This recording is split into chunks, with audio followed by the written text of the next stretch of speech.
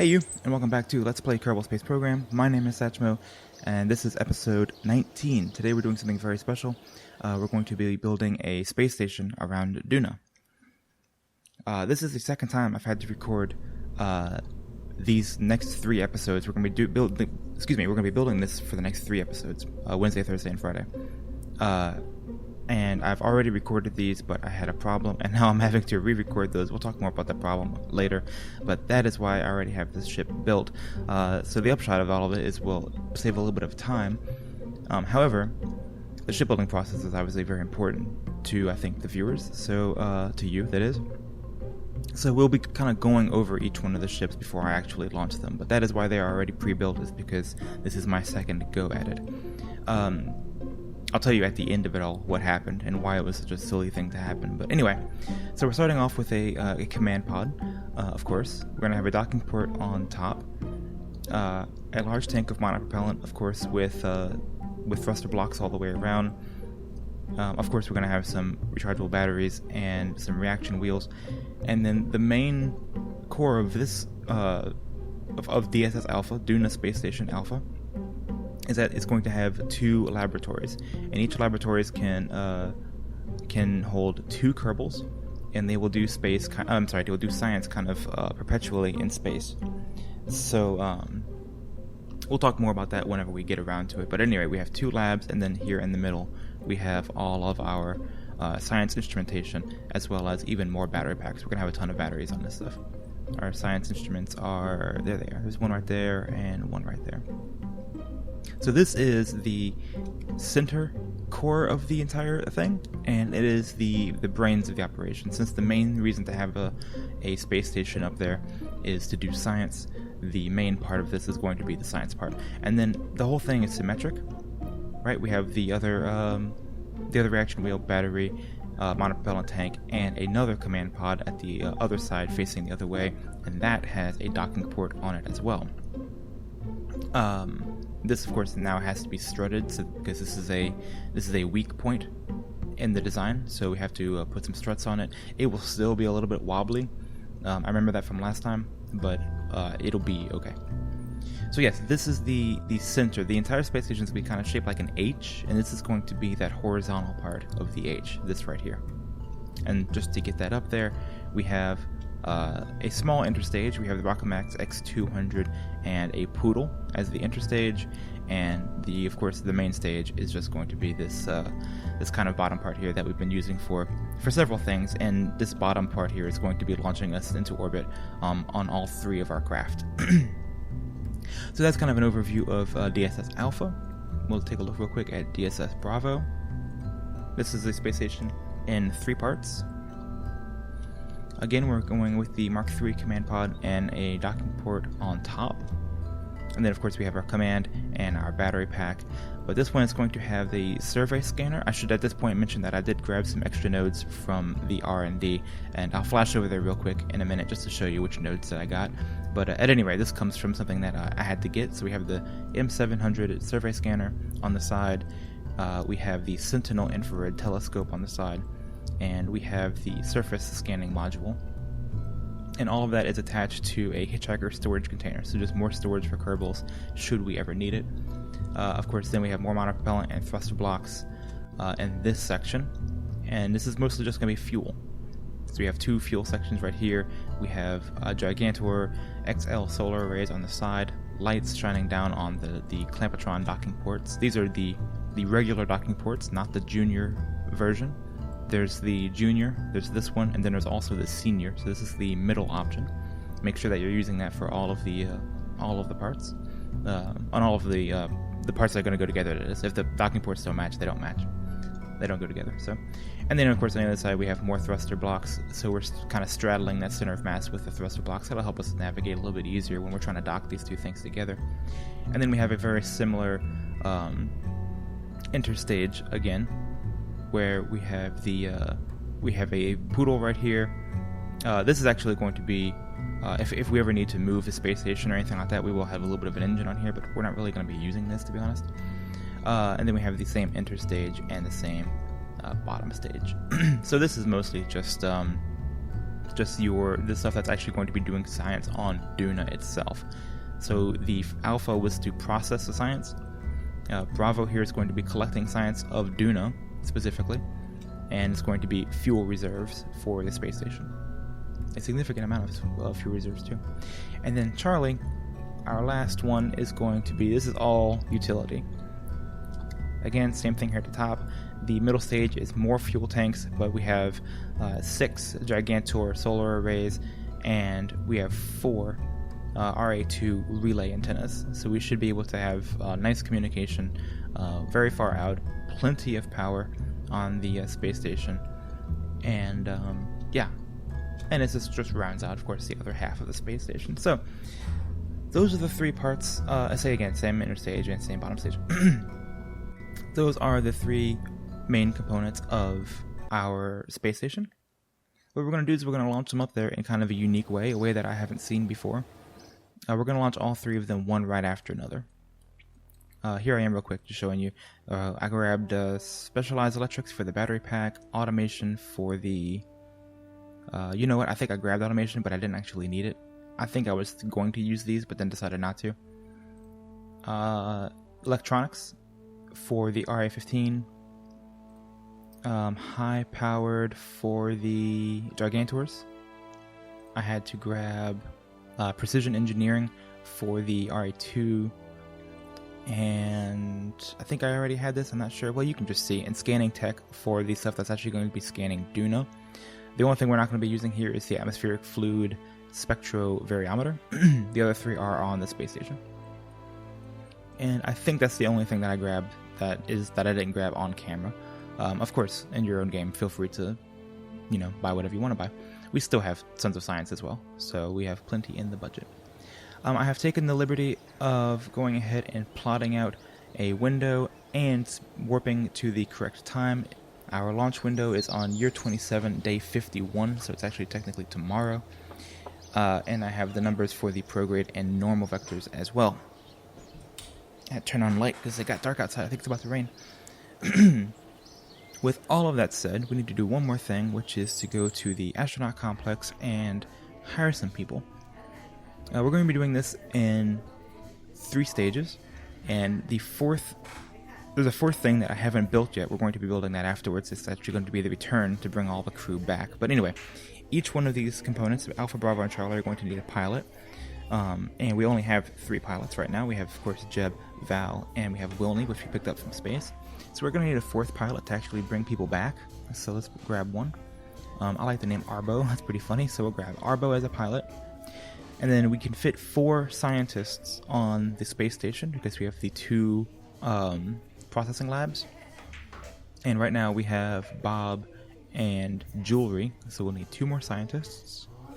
Linlin, and I'm doing this purely on name. Linlin and Nadred. Well, I guess those are the only 2 we have right now, so we'll hire those. And that should be okay. We really don't need engineers or anything else. That should be okay. We can come back and hire some more if we need them. But yes, we have our 3 pilots. We're going to save Jeb. I think Jeb is going to be the one to actually come and rescue us. So we're going to send Val, Wilney, and Arbo up with Alpha, Bravo, and Charlie, and then our rescue mission will be piloted by Jeb, who will go out there, pick up those pilots, and bring them back, and the scientists will stay, and we'll start their mission. So let's go ahead and hop in DSS Alpha, take the crew out. This is a big thing that will happen sometimes. It'll auto-populate the thing, and you won't realize that. So let's just take that out, and we're going to send Val and 2 scientists. Scientist 1 and Scientist 2. Here we go. Val and 2 friends. They can all go up together. And what are we doing here? DSS Alpha. Yeah, we are ready to go. Let's just go ahead and launch it. Again, this is going to be a 3-part series. This was going to take that long to actually do all of this. It worked out fine the first time I recorded it, all the way up until the very end. And it's pretty frustrating. I was hoping to use today to actually record next week's videos, but it just didn't work out like that. So, at any rate, I will walk you through the first launch here, but I will fast forward to the second 2 launches and skip to when we do our our escape burn from Kerb and our intercept with Duna. So the unique part about this, or at least unique to me, I haven't done it before, I'm sure other people have, but of course the two planets are only aligned every so often, that is Kerb and Duna. So we're going to try to use that window to launch all of our vessels at once. If I do the entire mission and then come back and then launch the second part and do the entire mission, then come back and launch the third part, and then it'll take just way too much time. So we're actually going to send these kind of convoy style, one after the other. One spaceship after the other. Oh.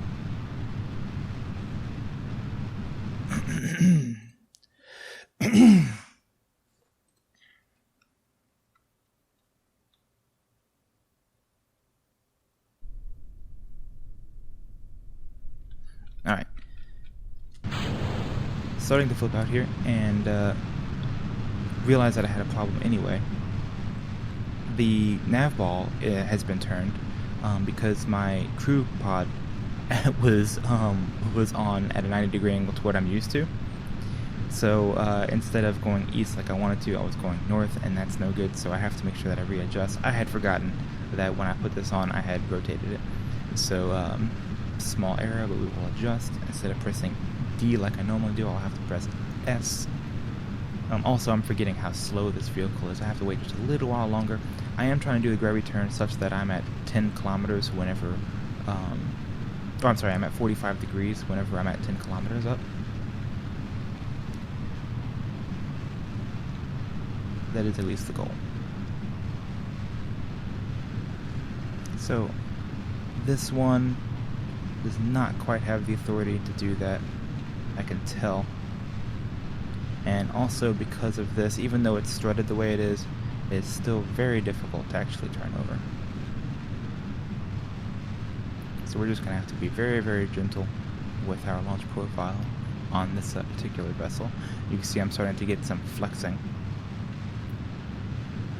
Here we go. As I turn over and as I get higher out of the atmosphere, I am able to have some authority over the vehicle and not flip over. Let's hop on that prograde vector so I can decouple. Clean. Let's hop to map view so we can see about how high we are going. I have the window planned for 100 kilometers.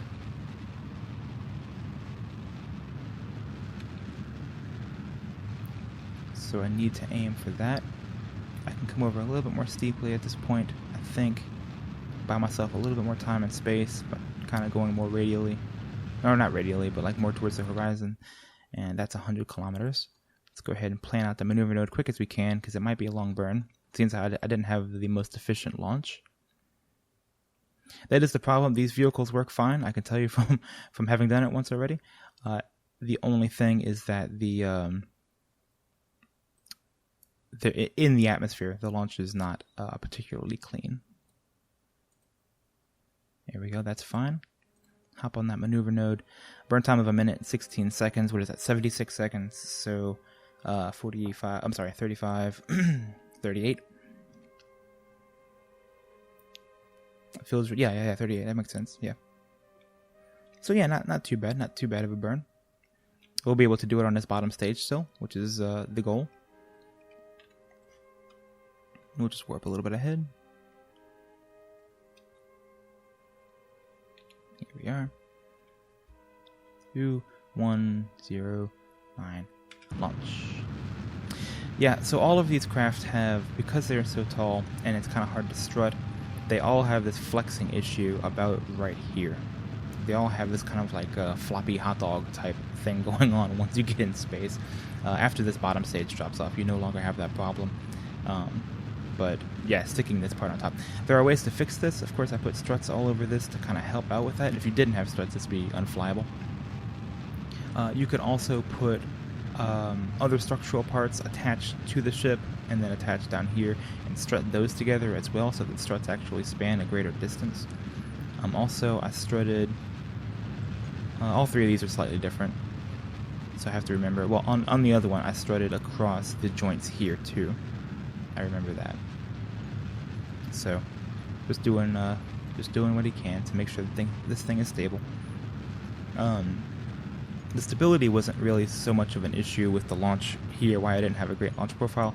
It was more to I just don't have quite enough thrust for the amount of weight that I'm lifting. Certainly could have fixed that with some solid fuel boosters, but this thing has plenty of delta V, and it's already a pretty good design. I can afford to sacrifice some of the launch efficiency.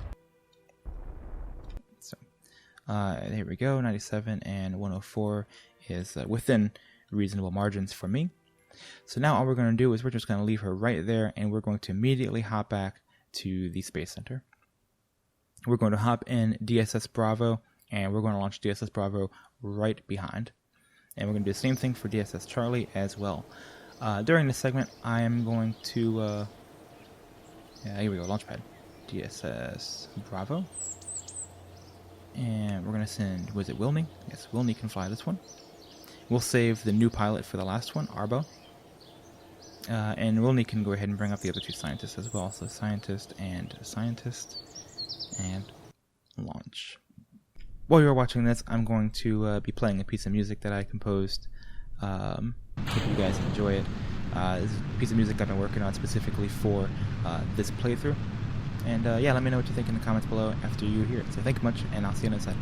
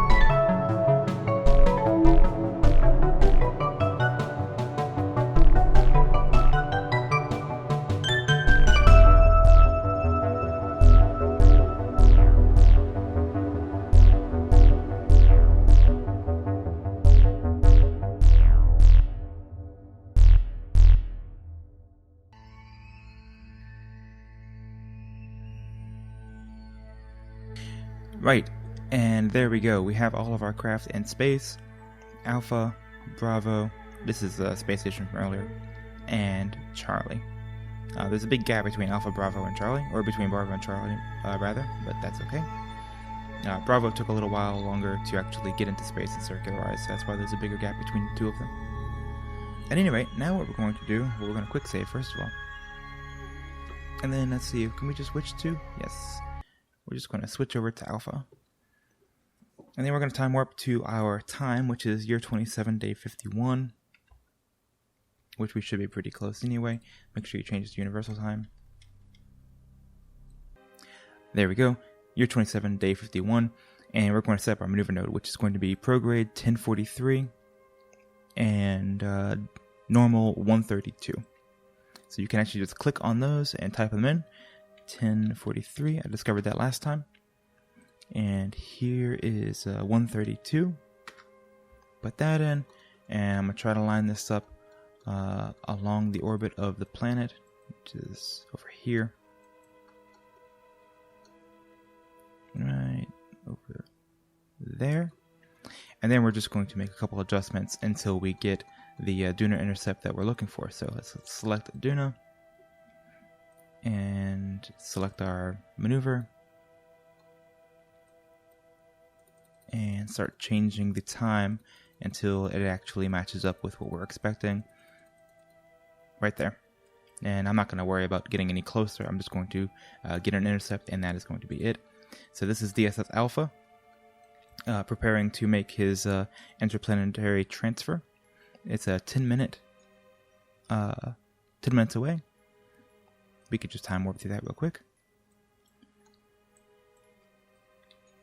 And let's see, it's a 1 minute and 36 second burn. Let's hop on the maneuver node real quick. So it's 30, 15, 45, what did I say, 6, 48. So a 48 second burn. If I did that correctly. I mean, 48, I keep saying that. T-minus 48 is what I'm looking for. And we're just going to do these one right after the other. So we're going to send Alpha out there, and then Bravo, then Charlie, and that'll be the end of this episode. Next episode, we'll actually make sure we get the encounter with Duna and maybe try to circularize. And then in the third episode, we will actually dock all of these together and start using them for science.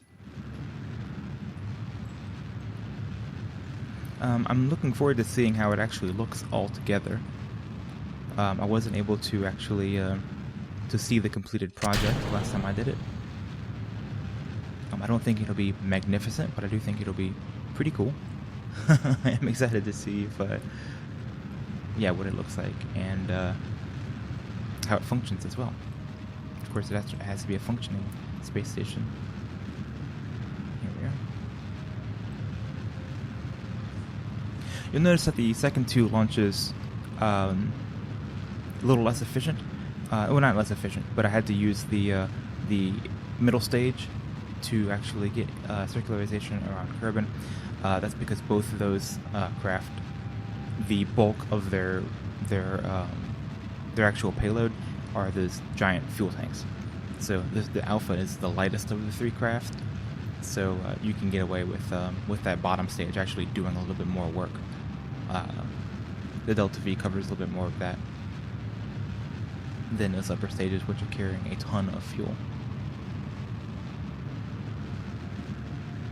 Some of which we will actually be using. But the Delta V requirements or the budget should be there for all three vehicles.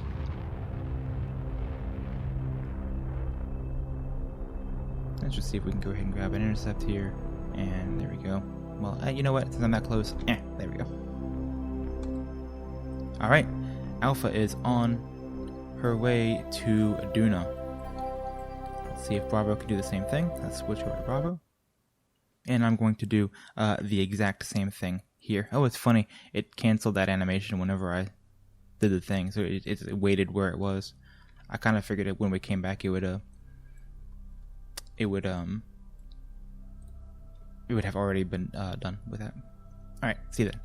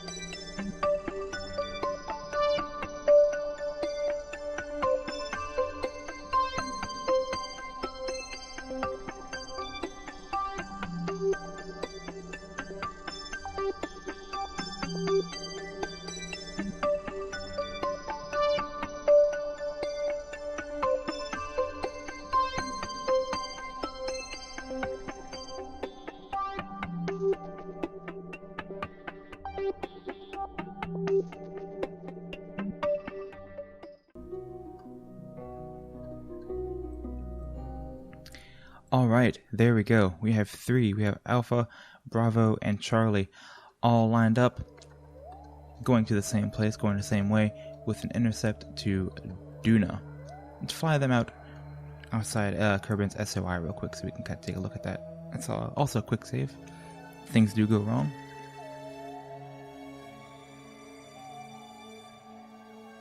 Very neat. I like the way they kind of splay out like that. It'd be cool if they were all like in one line, but the reality of that is not very practical. So yeah, there we go. Our 3 spaceships in formation flying out to Duna. This is pretty neat. Enjoy this quite a lot. Bravo is out. Alpha is out. And... or maybe that was just the graphical representation. Maybe they're actually not out of the SOI yet. But now they should all be.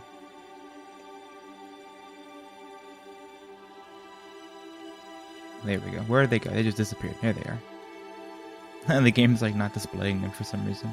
Let's see who you get. Let's see. Well, they're there, I promise. How weird. I don't know why I can't find them. Interesting. Well, there we go. All 3 of them are out. Alright, in the next episode, we're going to adjust our approaches, and we're going to see if we can get an aero braking maneuver to circularize around Duna. So, thank you guys so much for being here. Really appreciate it. It kind of sucks I have to do this whole thing twice, but this one is going to be better than the last. So you're actually going to be getting a better product. And it's going to be something that I'm proud of, because I wasn't proud of the way the last one ended. And I thought about doing some wizardry to fix it, and but I just couldn't. I just couldn't bring myself to do it. I think this is better that we just go ahead and do it this way. So anyway, thank you guys so much for being here. Really appreciate it. I really appreciate the support. I hit 20 subscribers. I think it was yesterday or the day before. So really excited about that. It's pretty cool. It's a small milestone, but it's a big milestone for me. And looking forward to, I guess, maybe 50 would be like the next big number that I would be really excited about. Although, honestly, 21 would be exciting to me. I get excited every time I see a little notification pop up. So thank you guys so much for being here. Really appreciate it. If you would like and subscribe, if you are interested in doing so, that would be awesome. Otherwise, I hope you enjoyed your stay anyway. And I do hope you come back for the next episode. So I will see you guys then. Thank you so much. Bye.